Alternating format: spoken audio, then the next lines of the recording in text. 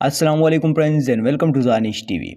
दोस्तों, इंडिया के कुछ ऐसे मशहूर सिंगर्स जिन्होंने अपनी करियर की शुरुआत में काफ़ी मुश्किलें झेली है, वो आवाज़ें जो आजकल हर दिल में बसती है, लेकिन एक वक्त था जब वो बार बार रिजेक्ट की गई थी। दोस्तों, आज की इस वीडियो में हम उन सिंगर्स के बारे में बात करेंगे जिन्होंने अपनी करियर की शुरुआत में कई रिजेक्शंस का सामना किया है, लेकिन इन्होंने हिम्मत नहीं हारी और आजकल पूरी हॉलीवुड और बॉलीवुड में सिर्फ इन्हीं का सिक्का चलता है। जुबिन नौटियाल।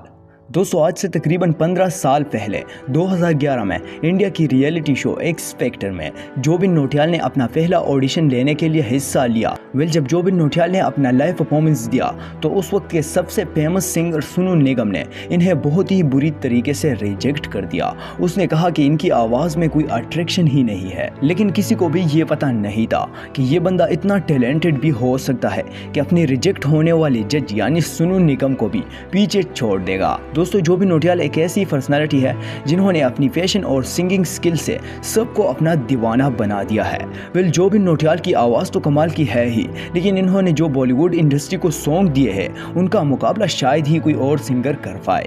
सिर्फ यही नहीं, बल्कि जुबिन नौटियाल के दिल गलती कर बैठा सॉन्ग, लुट गए और तुम ही आना जैसे सॉन्ग्स पर तो 1 बिलियन से भी ज़्यादा व्यूज़ है। आज के दौर में तो सोशल मीडिया पर, खासकर इंस्टाग्राम और यूट्यूब पर, तो इनकी सॉन्ग्स का मुकाबला और कोई सिंगर्स नहीं कर सकता। और आपने शायद नोटिस किया भी होगा कि आजकल हर दूसरी तीसरी मूवी में जुबिन नौटियाल के गाए हुए सॉन्ग्स होते हैं। एनीवे, जो भी हो, आज तो कोई ये इमेजिन भी नहीं कर सकता कि कभी इस बंदे को भी इसकी आवाज़ की वजह से रिजेक्शन का सामना करना पड़ा है। दोस्तों, इससे ये बात तो साबित होती है कि किसी भी बुक को उसके कवर से जज नहीं करनी चाहिए। जुबिन, सीधा मैं कहूँगा सत्य वचन की घड़ी में मेरी तरफ से ना है।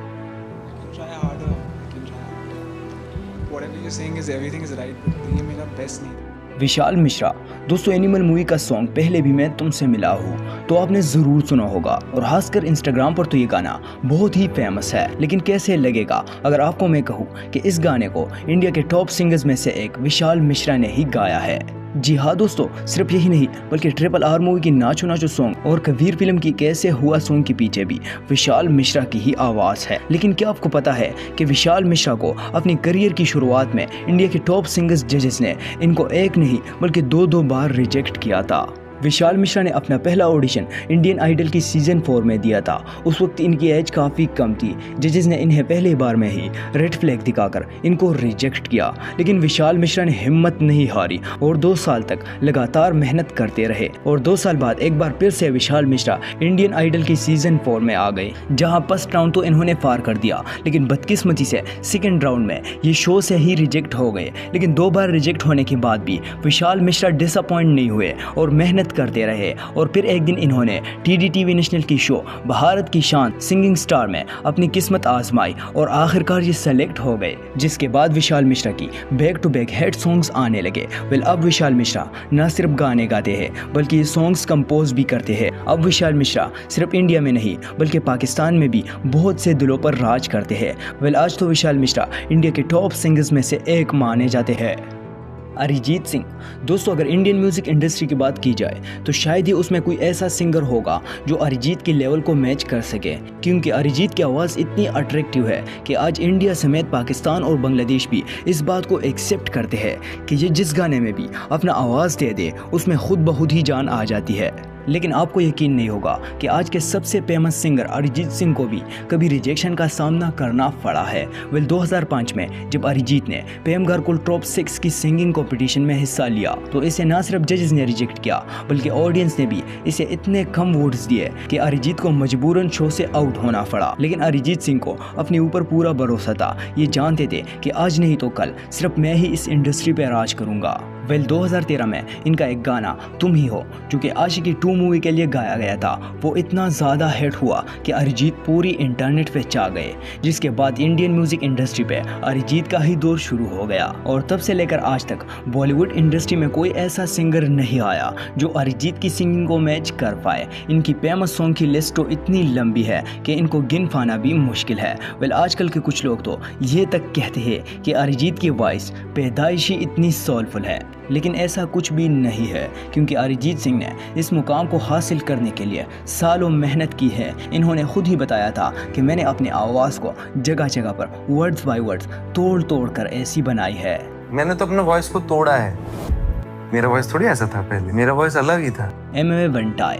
दोस्तों, अगर आप रैप सॉन्ग सुनना पसंद करते हो तो आपने एमवे बंटाई के सॉन्ग ज़रूर सुने होंगे। वेल, ये आज के दौर में इंडिया के सबसे फेमस रैप स्टार में शुमार होते हैं। एमवे बंटाई के एक एक सॉन्ग पर 400 से 500 मिलियन तक व्यूज़ आते हैं।